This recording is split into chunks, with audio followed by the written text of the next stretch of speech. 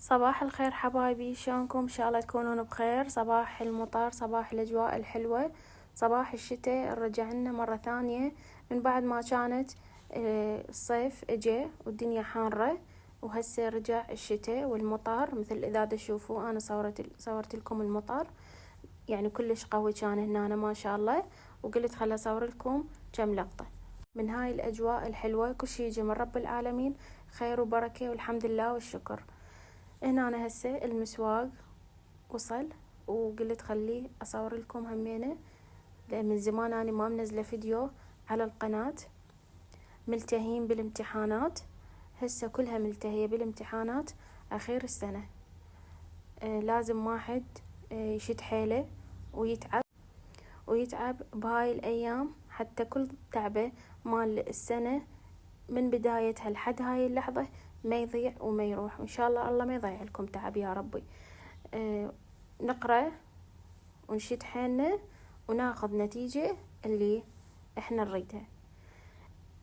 ايام كلها يعني صعبة هسه، امتحانات سمينا بكالوريا واعدادية ومتوسطة ابتدائية، فواحد لازم يشد حيله بهاي الايام.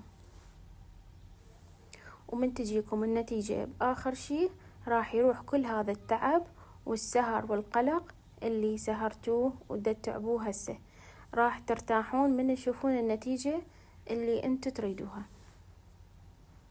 يا ربي الله يوفقكم ان شاء الله، يوفق كل طالب يتعب بهاي الامتحانات. هنا المسواق فرغته، الثلاجة مسحة خفيفة، ارجع المسواق وها هي خلصنا. حتى الشغل حتى التركيب كله ركض بهاي الأيام، كله يجي كله يتعوض. التنظيف، الطبخ، كله يهون، بس الدراسة أهم شي بهاي الأيام. هنا أنا حمست الثوم واللحم، وشوية أحمس البانية وأخلي لها شوية مي وأقبقها، بعدين أضيف عليها مية طماطة. أطيب شي البانية بمية طماطة. إذا حبيتوا تخلوا لها معجون فنص خاشوقة أو خاشوقة، حتى بس على مود مجرد تنطيكم لون حلو. هسه أخلي مية طماطم وراح أخليها تفور، بعدين أضيف لها الملح وأخليها على نار ناصية على كيفها تثخن وتتهدر وحدها. أطيب شي هسه بهاي الأيام هي البانية الجديدة النازلة بالسوق، مثل ما شفتوا خضرة وتازة. هنا التمن أسلقه وأسوي بزل، أطيب شي ويا البانية البزل.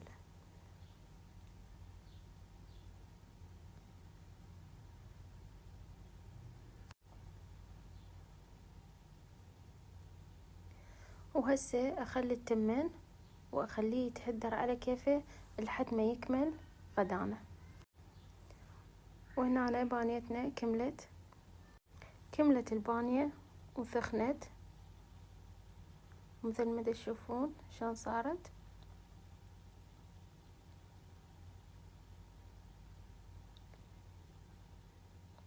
تمنى همين تهدر وصار نثري.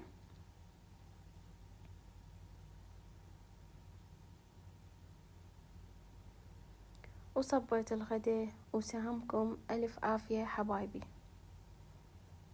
نظفت المطبخ وجيت سويت شاي، وهاي الكتب وهاي الفرشة مال الكتب يرادلها كوب شاي، مو استكان شاي، كوب، حتى واحد يصحصح للدراسة.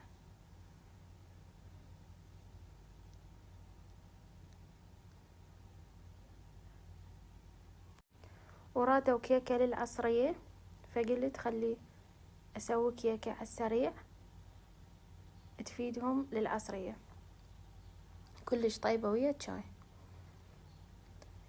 خليت دهن وشكر كوب، 3/4 الدهن و3 بيضات، وراح أخلي عليها فانيلا وهيل. هالمرة حبيت أسويها بالهيل، وطلعت كلش طيبة، طعمها بالهيل، حتى ريحتها كلش طيبة.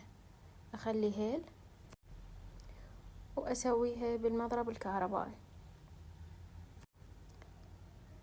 انا اسويها باللبن، ما اسويها بالحليب. باللبن تطلع هشة وكلش طيبة وحتى خفيفة. جربوها وان شاء الله تعجبكم. خليت كوب لبن، وراح اخلي كوبين الى 2.5 طحين، حسب ما انت تشوفوها الثخن اللي انت تريدوه. وها هي تخلون بكم باودر ظرفين. الفرن تعلقوه يعني من تبدون تشتغلون بالكيكة. تدهنون القالب، تريدون براشي او زيت وطحين. كلش سهلة وسريعة، وحتى ما تاخذ من عندكم وقت. اخلي البيكنج باودر ظرفين، اذا تحبون تضيفون ظرف همينة عادي، بس اذا تخلون ظرفين راح تنفش عندكم. خليت لها كشمش. هاي الاضافات هاي بكيفكم، كشمش مبروشة من راح اخلي لها. هاي الاضافات اذا تحبون ضيفوها، اذا ما تحبون لا تخلوها. وهسه اخليها بالقالب واخليها بالفرن، وما افتحها لحد ما تصعد عندي وتستوي. يلا افتح الفرن عليها حتى ما تهبط.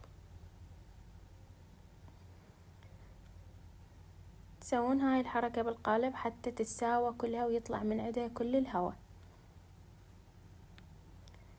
تريدون تخلون مبروش خلون، ما تريدون تخلون هم بكيفكم. انا هالمرة خليت مبروش، طلعت كلش طيبة. ما صورت لكم اياها من طلعتها، كنت مستعجلة.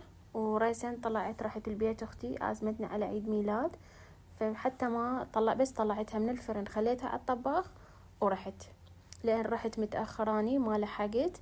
يعني قلت لكم امتحان صعب انجليزي. فريسن طلعتها وعفتها ورحت عيد ميلاد فهودي حبيبي. قصوا الكيكة هنا. ولهنا خلص الفيديو مالتنا. ان شاء الله عجبكم حبايبي. لا تنسوني باللايك والاشتراك وفعلوا الجرس حتى توصلكم كل فيديوهاتي.